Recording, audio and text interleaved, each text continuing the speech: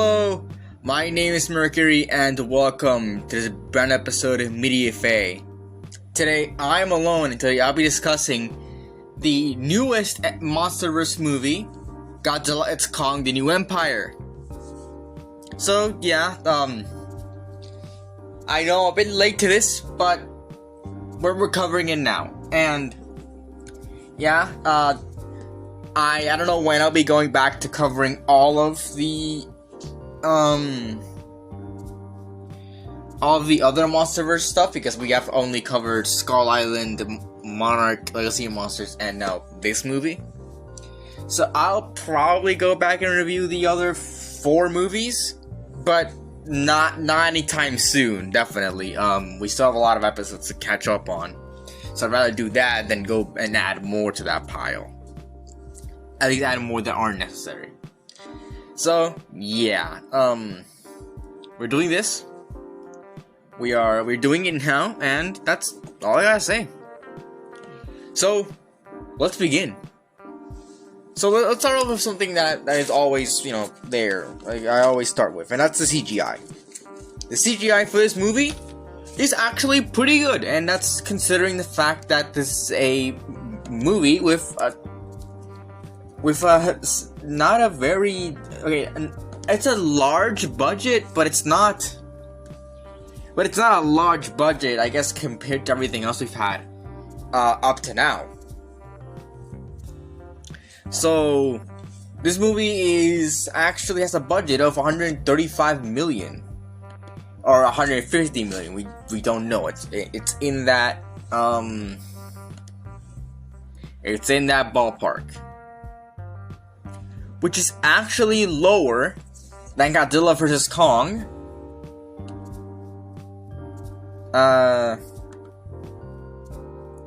Godzilla 2014, Kong Skull Island, and Godzilla King of the Monsters. Like it is remarkably low compared to those movies, and it's lower than all of those movies.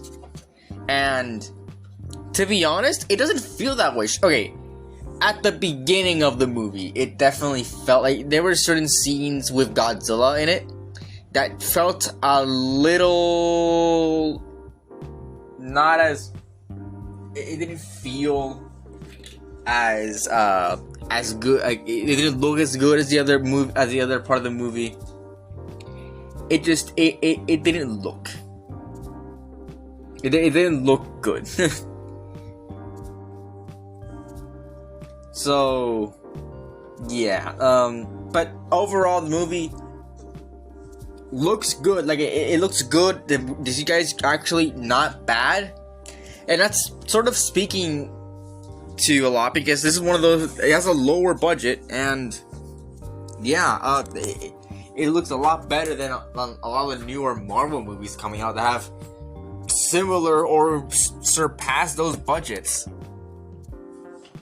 Like, for example, the Marvels, I think, has good CGI.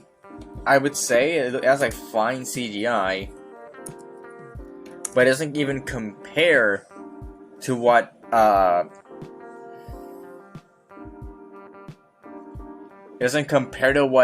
this movie has. And that movie had a $275 million budget, and it bombed.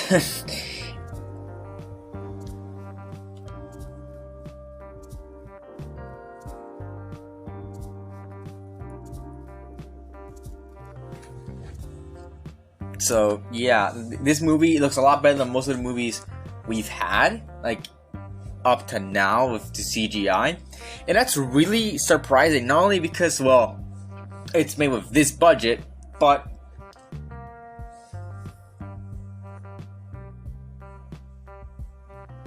it's also mostly monster, mostly has CGI.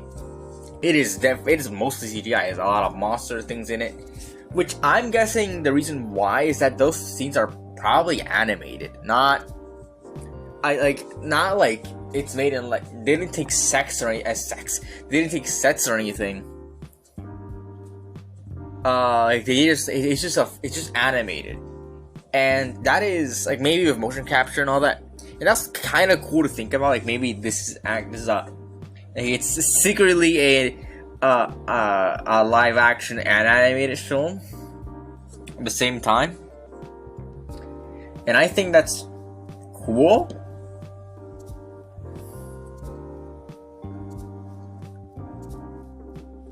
So yeah,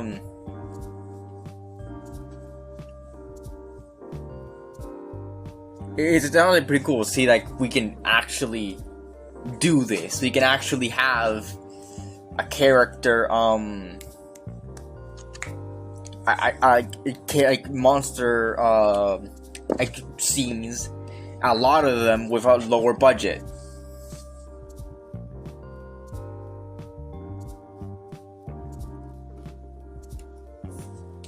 And that's pretty cool to see that this happening here. And it kind of shows that you don't need a big budget to really be impressive with a lot of CGI. So yeah,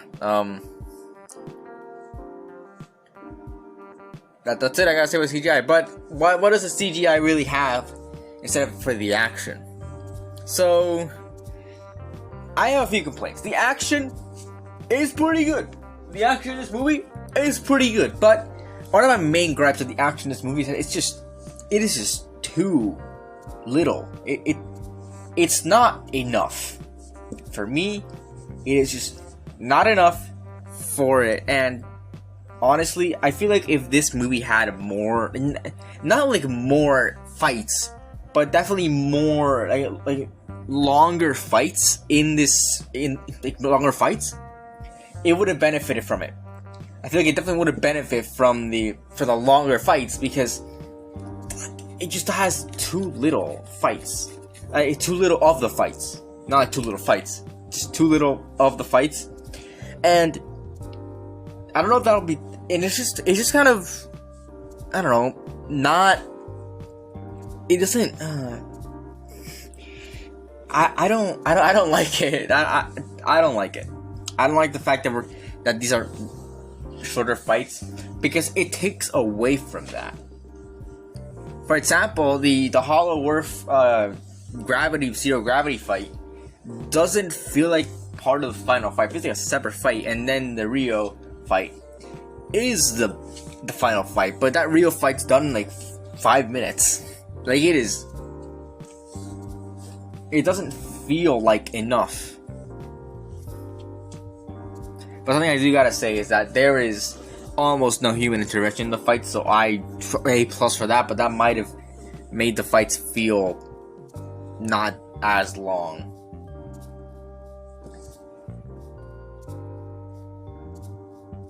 But yeah, I don't know.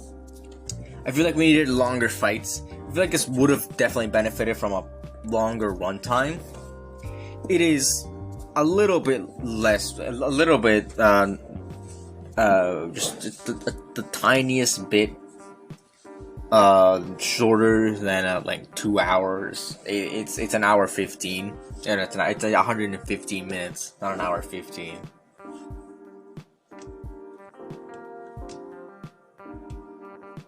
But yeah, that's like an hour 55, I guess, and when that's not even counting credits. It is not a long movie, but I feel like just longer fight scenes would have benefited this movie, because it needed it. It really did need longer fight scenes, and sure, it might have pushed it over the 2 hour mark, which I don't know if Legendary wanted that, but I feel like it just needed that extra. That extra like fight, there's such a scene to really make the fights long and just feel longer, and I guess made the characters feel like actual threats instead of what we actually kind of got up to. But we'll talk about the kaiju later.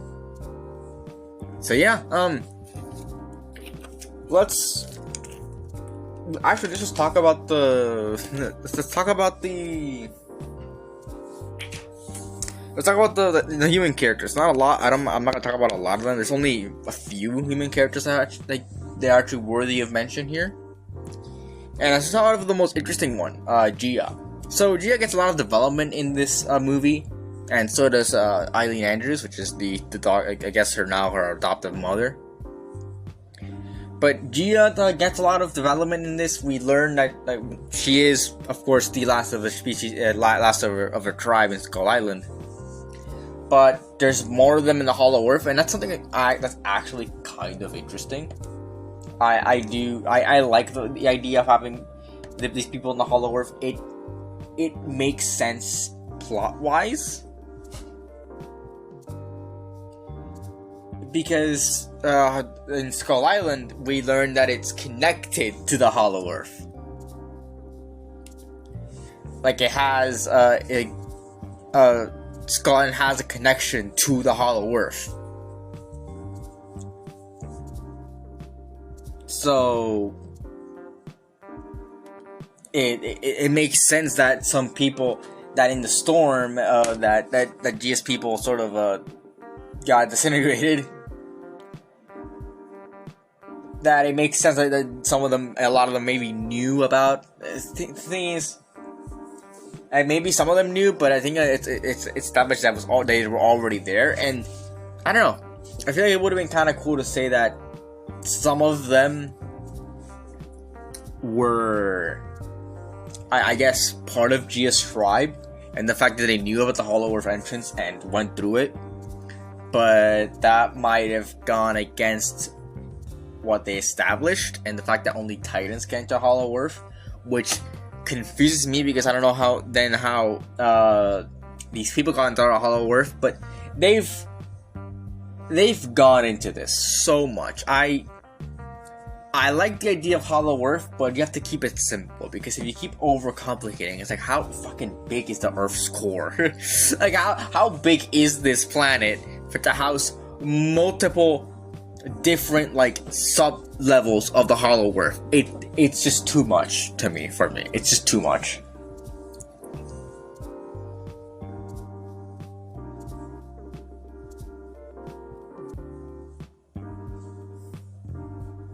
So yeah, I don't know. Just I know they really Monarch overcomplicated it. I liked what they did with the Hollow Earth and Godzilla vs. Kong, but that's all I needed. That's all I needed. All I needed was that one surface area. I did not need the fucking Axis Mundi. I didn't need these sub levels of the Hollow Earth. This didn't need to happen. It's just it's good as it is. It's fine as it is.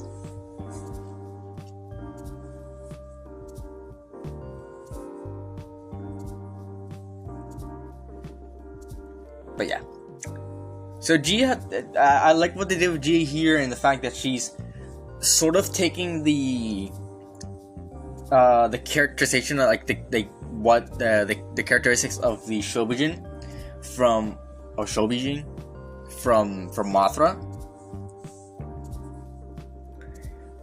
which is it's kind of cool. But we already had we already had the twins there, like I forgot what her name was. But we already had those characters in here.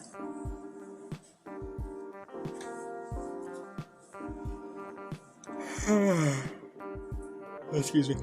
We already have those characters in here. So I think sort of taking that away from them and making Gia just not only Skull Island, but Mothra. She's related to Mothra. But yeah, I don't know. To me, that's kind of too much. And not only do we have Kong, but we have Mothra with the Iwi. Meh, I don't know how to feel about that. But yeah, I like what they did with Gia here in this movie. And Dr. Eileen Andrews. Let's talk about her. I like the relationship she has with Gia here. It's mostly to service it's only to service Gia's arc here. And I guess it's their arc to sort of keep their people and finding her people and being happy with her and with their people and all that. But Eileen is trying to, I guess,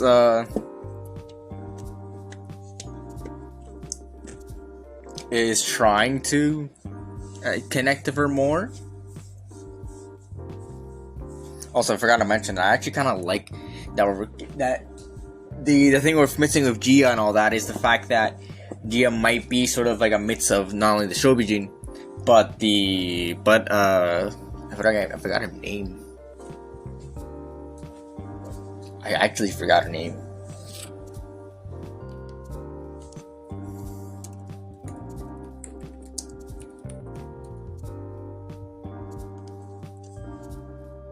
Miki Saigusa, there we go.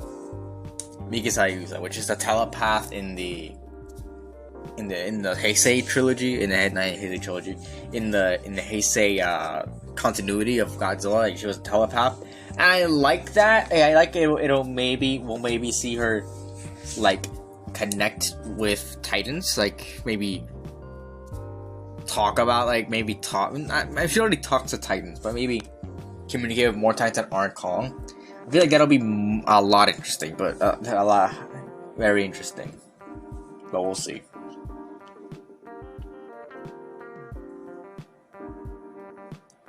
But yeah, talking more about Eileen Andrews.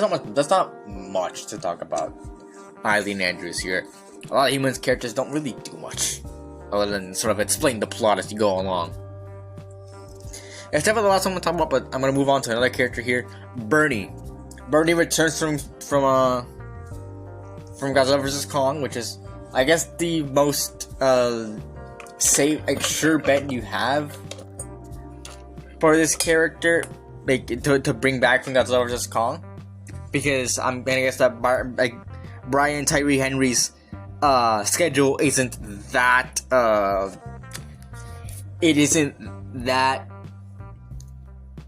what do you call it,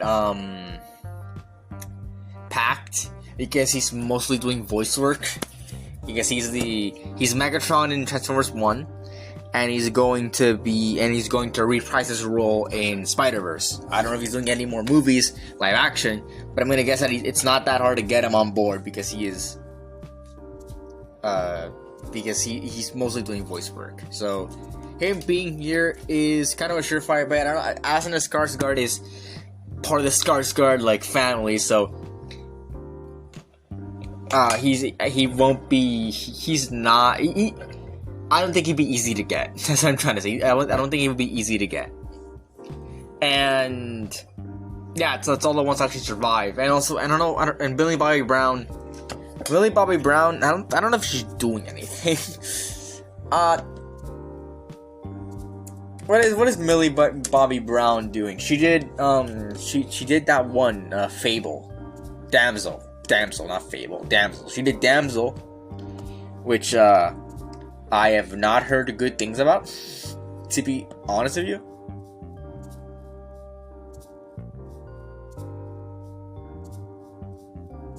I've heard good things about this. I saw a little clip of that when I had like the dragon fly above her, and the dragon doesn't actually, and it's just kind of gliding in place, and it looks very stupid.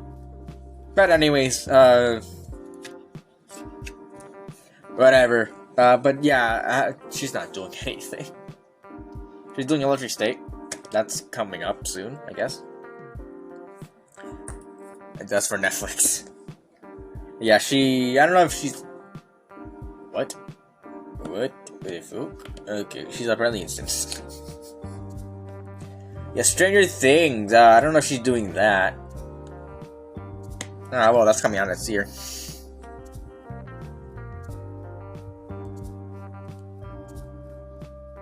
So they're probably filming season 5. Also, I could never fucking get into Stranger Things. I tried watching the first season of Stranger Things, and sure, it's only 8 episodes, and it's not like fucking forever long. It's just 34 episodes, like fucking god. It's not like that long, but I could not. I was falling asleep. I genuinely did not get interested in Stranger Things. It's just not for me.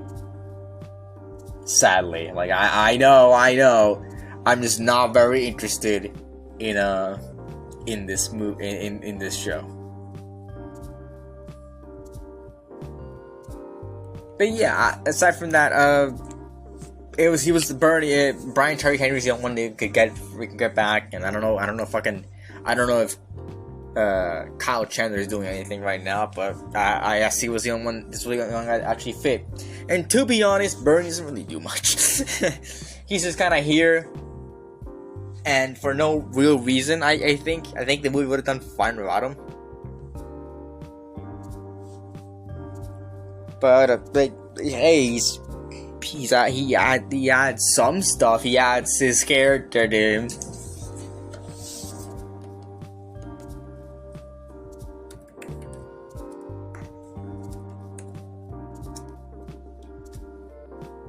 So I mean, there's that. This man's not coming back for the MCU or any of that shit. I guarantee it.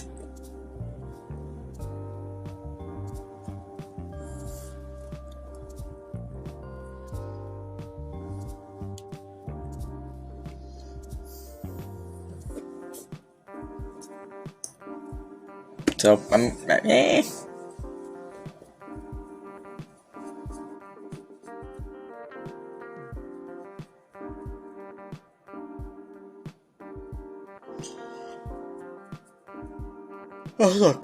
kind of weird to think that Godzilla vs. Kong is actually in the same year as Eternals. That's a bit a weird thing for me to think about.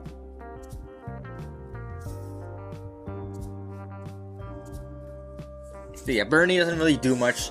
The character that does kind of do something is Trapper. Trapper's a new character in this movie, and people love him. And I understand why. He's actually not that bad of a character. I kind of like him. He is your sort of... He loves his job very much, and I get it. If I were him, I'd probably love my job too. I get to work on Titans, and you know, I'm a veteran. I would be a vet for Titans, and that seems like a really cool job. Because who can say that they fixed Kong's teeth, like fixed Kong's tooth as like a daily job? That seems like a very weird thing to say, but it's very cool. And to be honest, I like him. I like him as a character.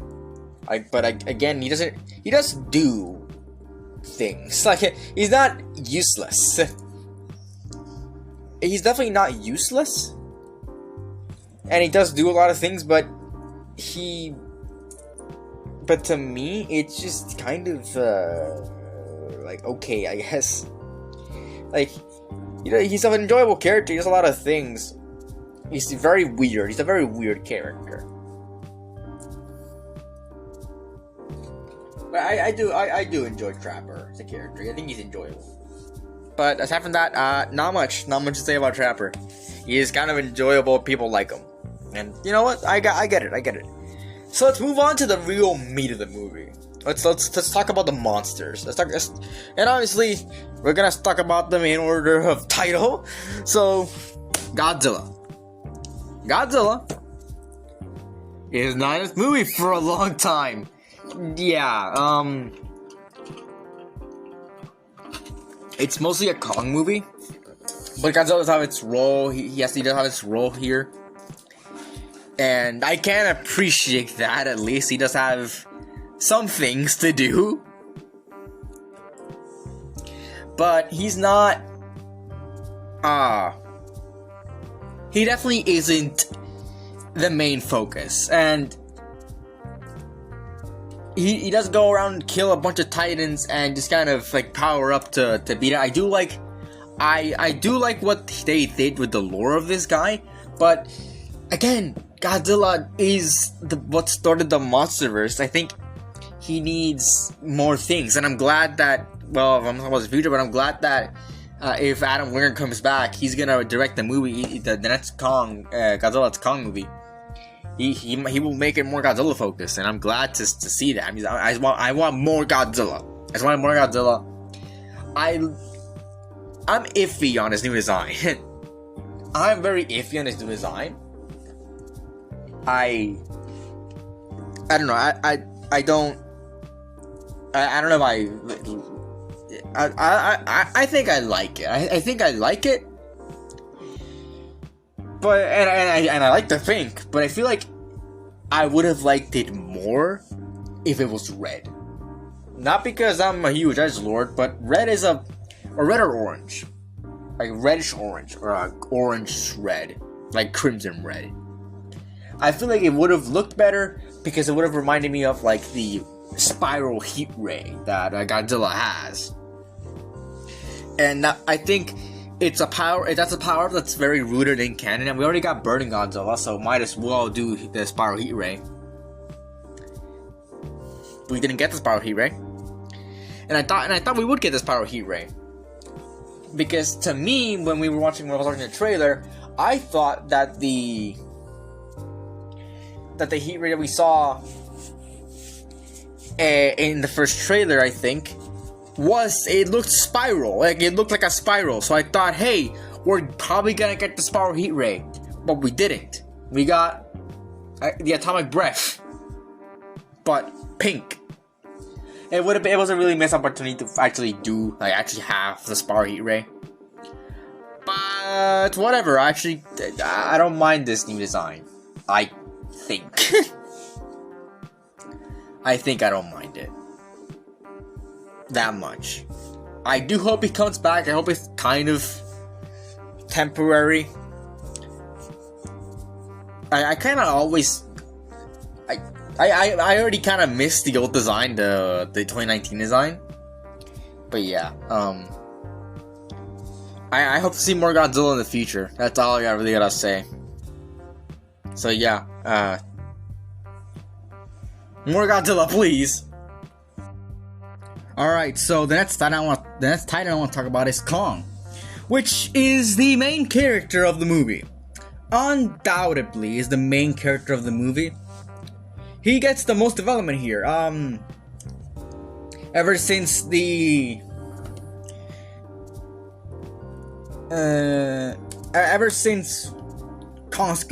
seen him,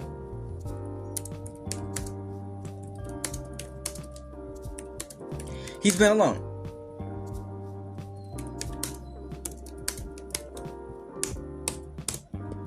He's been alone. He hasn't been. He hasn't found anybody. All of his family is murdered. He's been alone. He's been alone in the world. So this movie deals with him finding new members of his kind, and he finds He finds Suko, which I didn't put here for some reason. I didn't put Suko here. But let's talk about Suko right here. So he finds Suko, and Suko doesn't like him, but Kong tries to, and he tries to, I guess fit in when he finds Scar King's, society. So, it's honestly, like, a really cool thing to have here, and a cool character development. I do like it. I do like what they did with Kong here. It doesn't intrude on anything. It's definitely not. I don't think anything here in the MonsterVerse is like planned from the beginning, but the MonsterVerse does a good job of continuing off of what they already had in earlier entries. They don't try to retcon anything. Except for like the original Godzilla, which Monarch Legacy of Monsters, I don't think I mentioned it there, but Legacy of Monsters was like the movie that tries to, not the movie, but the show that tries to connect Godzilla 2014 to like the rest of the MonsterVerse, because Godzilla 2014 is very dislocated. So they're trying, so that thing is trying to like connect it to the rest of the MonsterVerse, and that's kind of cool. Oh.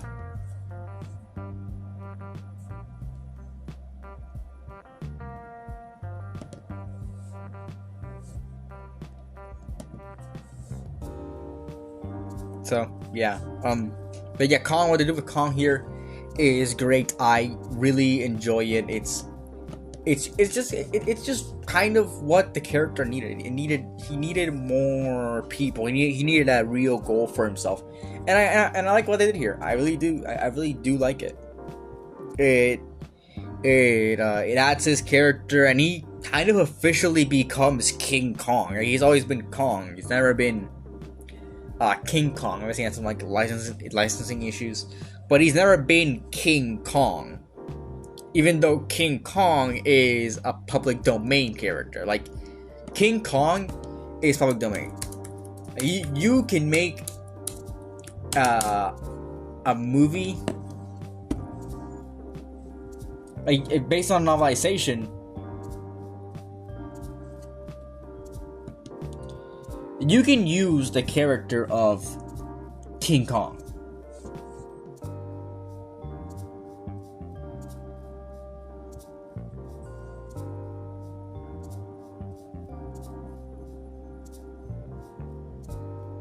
So, yeah, they can call him King Kong, like, definitely.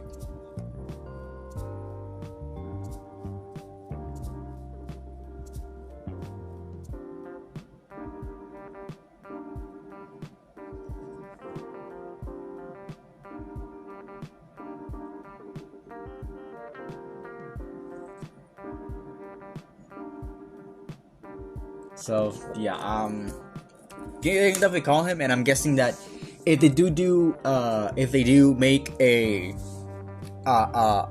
new solo Kong movie, I'm gonna guess it's gonna be called like King Kong or something. Guess it just kind of makes sense.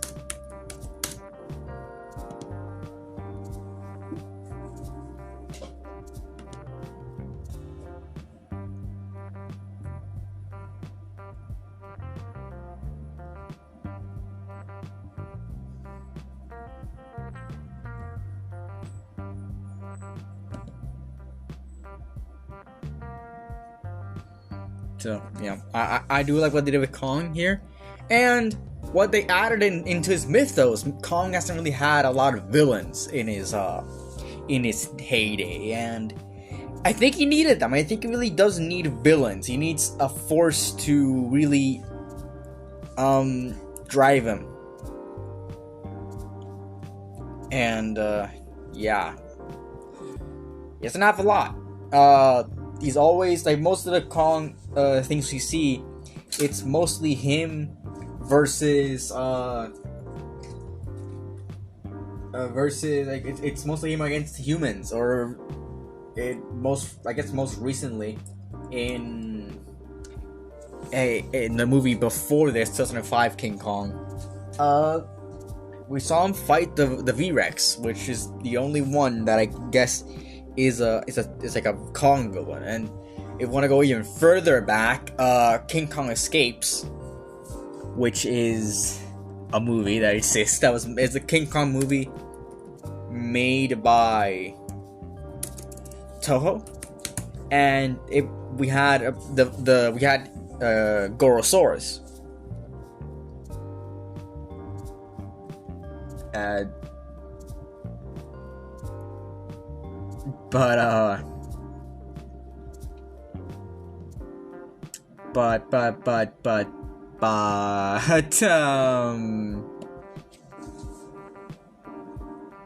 But Gorosaurus was owned by Toho.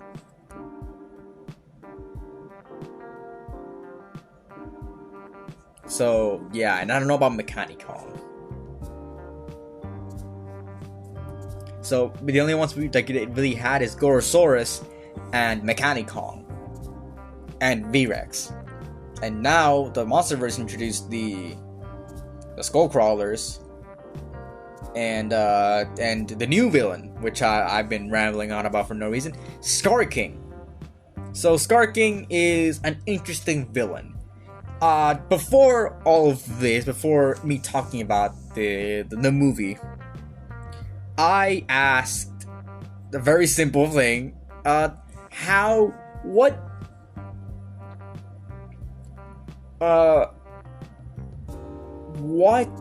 threat would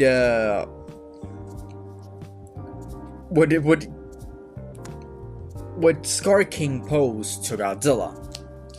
And I got my answer in the movie. He didn't. Scar King is a bitch. Full on. he is not that threatening of a villain to Godzilla, but he is to Kong, and that's very interesting to me because they kind of knew that, and that's why they introduced the other character I'm going to talk about in a little bit. I'm going to spend more time on Scar King. But Scar King is the smartest villain that has ever graced the MonsterVerse. I'm gonna put it out there. He's very interesting. I like how smart he is. I like how people like. I like his lore of Godzilla, where he was like he was the reason why the war between Kong and Godzilla happened. Probably why Godzilla hates the Kongs.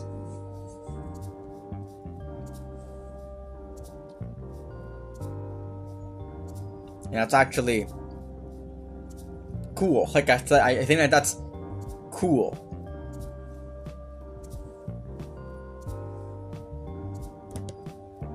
We finally get like a new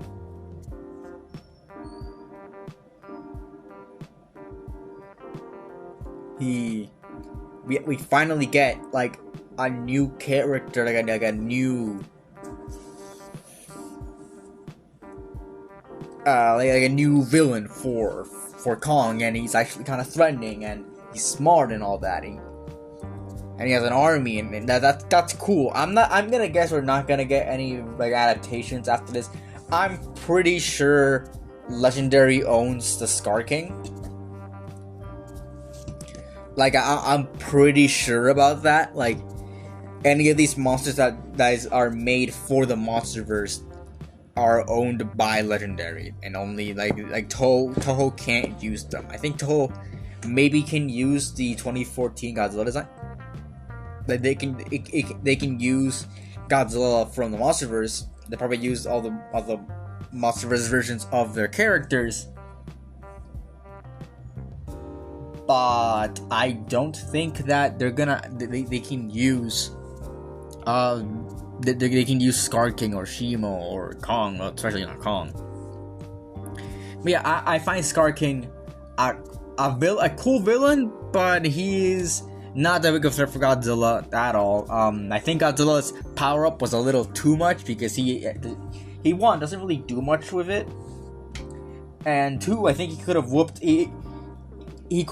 Scar King's ass because he whooped Scar King's ass before. He did it solo. He whooped Scar King's ass solo and the entire Kong army. If Godzilla had the help of Mothra and Kong, I feel like he probably didn't need the upgrade.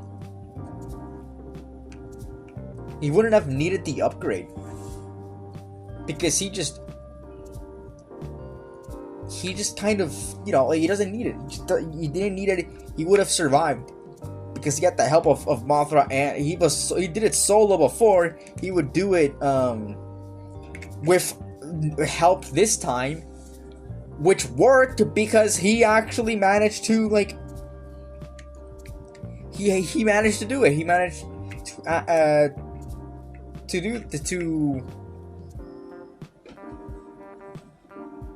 he managed to beat Scar King. You know, it was for Kong, he probably would have, but he would have beaten them again. Almost died, but Mothra was here and all that.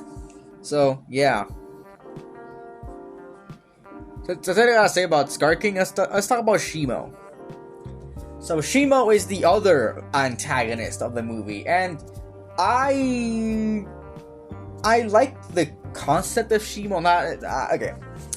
This like big titan. I like the Ice Titan aspect of Shimo. What I don't like is her lore. Aside from the fact that she was captured by a Scar King, I think that's a very interesting thing that he knows that Shimo is powerful. But I feel like we could have left it at just that. We didn't need the Ice Age stuff, because I feel like causing like a thing that caused the Ice Age is just too overdone, and that's not even accurate. The world, it's not like Ice Ages was that one time thing that happened during the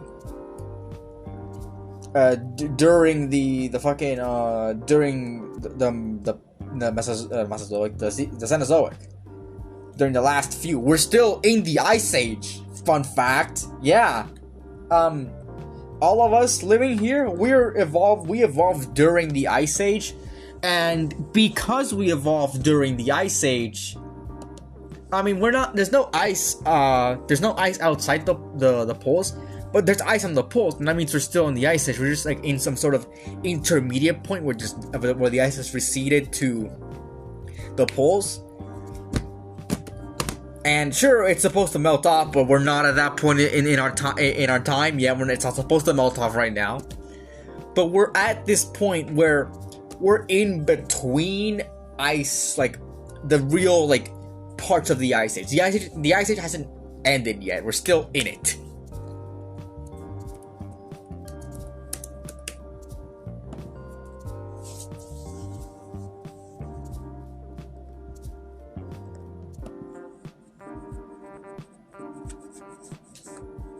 So, yeah, it ended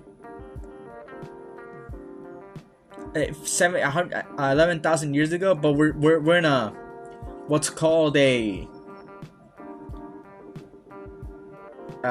think it's called an interglacier point.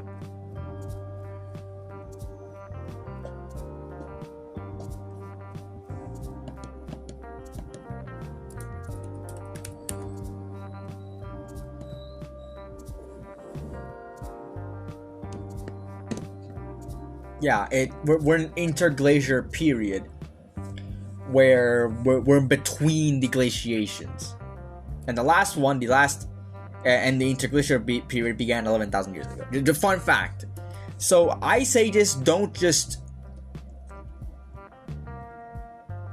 stop. Ice ages don't like.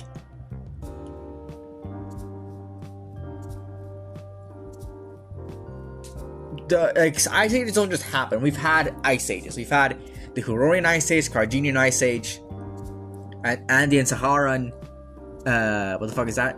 What does that say? We've had 5 ice ages in the past, like 5 major glaciations. Karoo Ice Age and the current one, and all of these happened around 542 million years ago. This is a few billion years ago. Okay, but yeah, like we've had ice ages before. But like a monster couldn't cause. I know I'm a big party pooper with the Ice Age stuff, but Shimo, that's something that bothers me. It's not the monster has always been scientifically accurate to some period, and that was maintained a little with up until now, and up until the Ice Age stuff, and that really bothers me. And another thing that bothers me about Shimo is the fact that she apparently froze Ghidorah. I thought we established that because Godzilla fought Ghidorah in the Antarctic, he buried Ghidorah under the ice, and then Ghidorah froze. That's what probably maybe happened.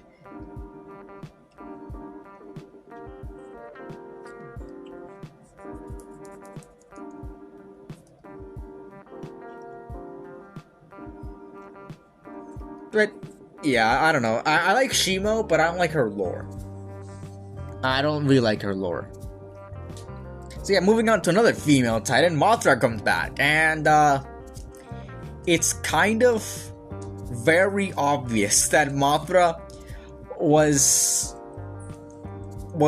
very late like, they wanted Mothra, but they were like, let's write Mothra a little bit vague, so if we don't get the rights, we can edit it out without having much problems. Because apparently throughout because the Mothra license like ran out. That's why we haven't seen Rodan or that's why we haven't seen Rodan or really King Ghidorah be mentioned. Like, we've seen him mentioned, but we haven't seen him like be anywhere. But Mothra is here, and they have to renew the license for Mothra. So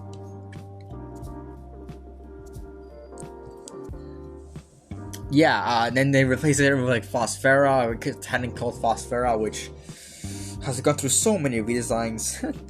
And that's all for an unused Titan. I would like to see Phosphera like be part of the monsterverse somehow. Maybe Phosphera could take the place of the fairy Mothras, but fun fact, we actually got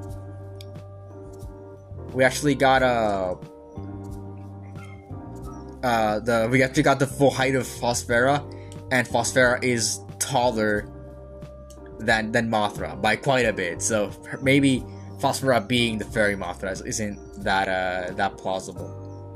But yeah, sadly, Mothra's role was very noticeably, like I said, very vague. It's just like if they need to cut Mothra, they didn't. Well, it was kind of disappointing, really, because Mothra's is the only monster to actually return, unless you count King Ghidorah piloting quotation marks Godzilla. It is the only monster to ever come back for a role here, and it's not really Mothra, I think. So yeah, moving on to, I guess, the last Titans I really want to talk about, because I already talked about everyone else. Scylla and Tiamat. So, fun fact, Scylla is returning here, or I guess, I don't know how you pronounce it, how many called Zilla, but it's not Zilla like Zilla, like Godzilla Zilla, but it's just I guess, Scylla. I don't know how you say it, but it's the Greek monster, not the Zilla monster. But, yeah, so these monsters showed up earlier in the MonsterVerse in comics, but Scylla and Tiamat both technically made their first appearance in King of the Monsters. And it's nice to see him here. It didn't show up for 30 seconds. Only they got killed. It's probably something I should have mentioned in the action section. But the thing is that these characters, these monsters, don't get a lot of time in the spotlight because they're used for one fight scene, or I guess they're used for one short fight scene. Zilla is in the opening credits and gets killed in the opening credits, and Tiamat is around the midway point, but doesn't really put out that much of a fight.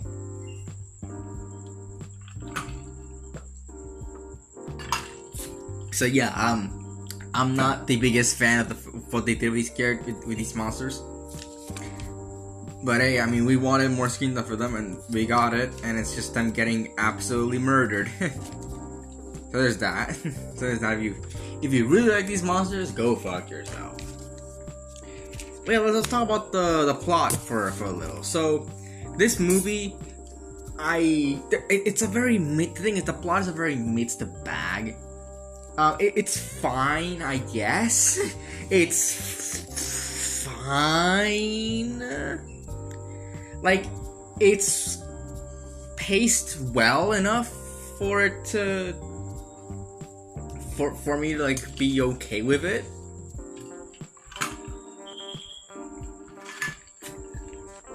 But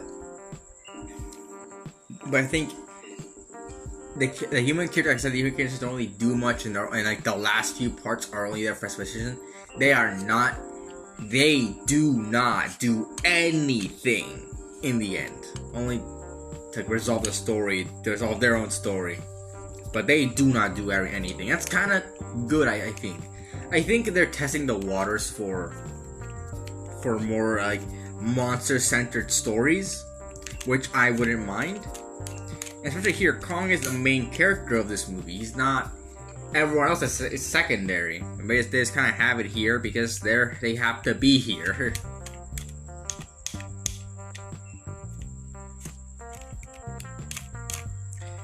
But yeah, aside from that, the plot is fine. The only thing I don't really like is how Godzilla's story, it was kind of, I guess, known that we would get multiple plots happening at the same time. I guess we would get that Godzilla plot and the Kong plot, and they would both converge together into the end, into what they would usually into them teaming up. Now, Godzilla's plot is just killing everything, getting more powerful until he fights Kong in Egypt, and then Kong's plot is the interesting part where we see him sort of be lonely and find the other people and accidentally set them free or give them a way to leave.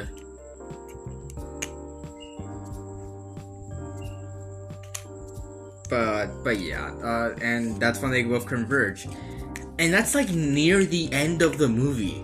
That is really, really, really. That's like, it's not a team up movie. It's more like they team up at the end. It's not.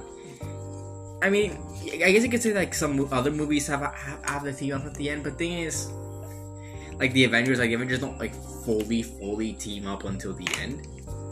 But the thing is, like this movie is Godzilla X Kong. It's them together, and it's just like not. It's not. It is really not. It's at the end, the very end of the movie, where Mothra comes back and tells them to work together. Then they immediately go to the Hollow Earth. Then they do all of that. Then they do 2 fights, and then it's over. I feel like they should have been. They should have had more time to like develop that part, because it is. I think that the team up aspect is a bit just not that good. I don't think it's that well done. The team up aspect of the movie, it is. I personally do not like it. Not a lot. It's just too, like, at that point it's like, yeah, okay. Yeah. I feel like it would have been a lot more interesting if it was from the very beginning that Kong finds this race of people and is actively seeking out Godzilla for help. But yeah, I don't know. Like, I think it would have been better if there was more stuff, and maybe even play with that, with the fact that Scar King has like a semi-biological orca with Shimo. Maybe he know. Maybe I know this is a bit too like way into it, but maybe he finds out. Maybe he knows about like the frequency stuff. Not that maybe he knows that like if he does something specific with Titans, he can like semi-control them. Like technically, the shard it's like a biological orca for Shimo. Like how it probably works is that it's like transmitting her biofrequency, and that's how it controls her. That's how it controls Shimo. So it would have been cool to play with that. Like maybe Scar King is controlling other Titans, and maybe that's where Scylla and Tiamat come in. Like maybe Godzilla is dealing with them all, and it's like, well, what the fuck is happening here? But and then Kong is also dealing with a bunch of Titans down there. Like it's a surge of Titans, and that's because Scar King is controlling them all or something. And then Shimo's like the big one, the big Titan that he's controlling.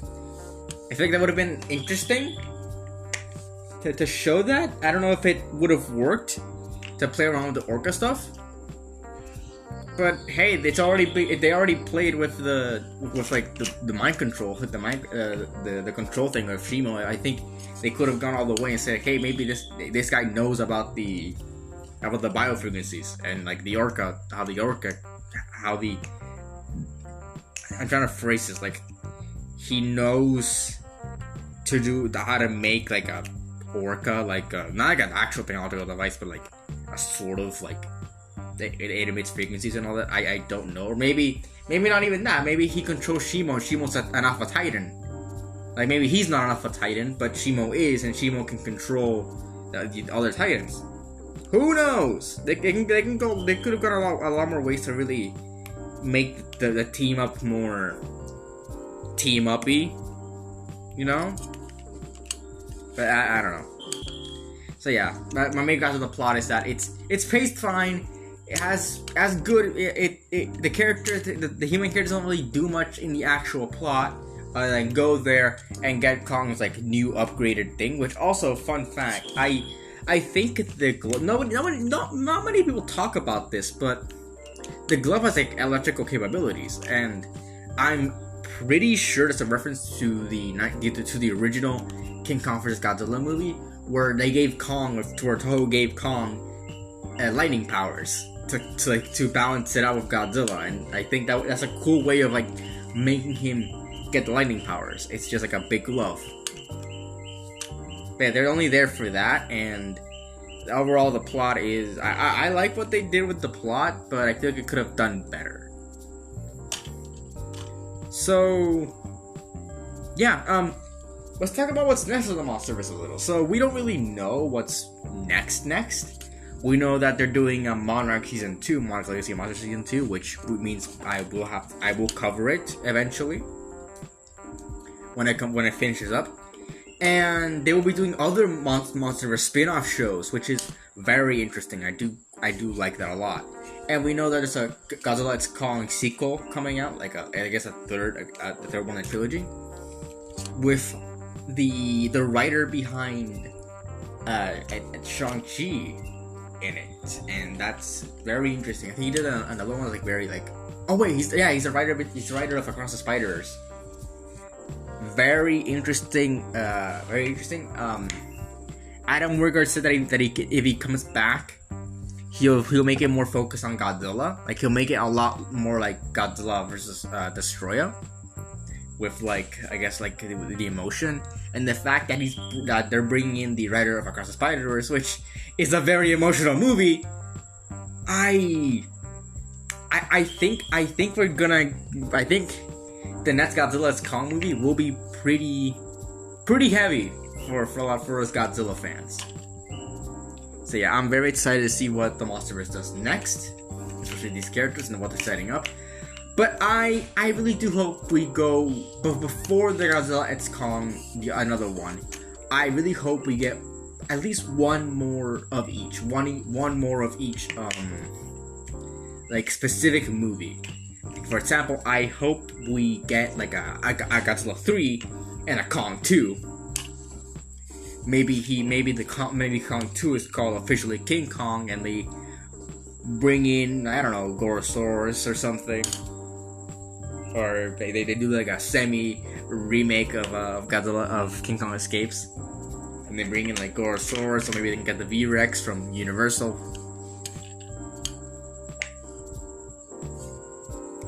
And Godzilla 3, I think Godzilla 3, I think maybe with Kong they should keep it with like original monsters, if they really want that, and with Godzilla they should bring in Toho monsters. Now, I know that it's a bit difficult to work with Toho and their like character, and that's why they haven't brought back any of them. It's because Toho doesn't want them. Like Toho is asking for a heavy price for these characters.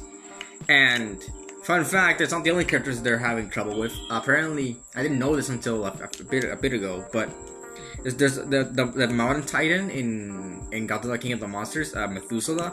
Yeah, they can't use that over a copyright dispute because another company is like saying that they was plagiarized because it's a mountain kaiju, but like mountain kaiju like always existed.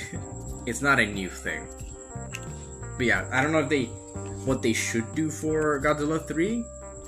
I think the most likely bet that they can go with is a Heisei monster.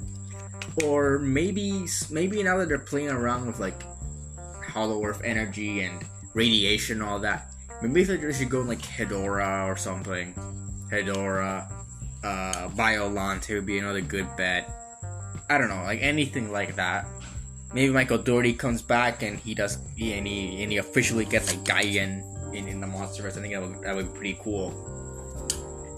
But yeah, I just hope that there's at least two more movies of them being solo, like Godzilla 3 and like I said earlier, like the next Kong movie should be called King Kong. Officially just King Kong. Or Kong, King of the Hollow Earth. or something like. I don't know. That sounds kind of dumb now I think about it. But like, Kong, King of something. That's the monsters. Not King of the Apes, because there's already a series called King of the Apes. But yeah, something. I mean, they already reused. They made Kong Skull Island, and then they made the Skull Island show, which was terrible. Don't watch the Skull Island show. But yeah. So yeah, I think that's it for our talk about. What did you guys think of Godzilla's Kong: The New Empire? Leave in the comments below. You can find our socials in the channel page, and for me personally, from all my socials, it's at Mercury SC for YouTube, AO3 Wattpad, Infection.net, Mercury S Cheese on Twitter, and Mercury C Cheese on Twitch. So yeah, that's about it. See ya.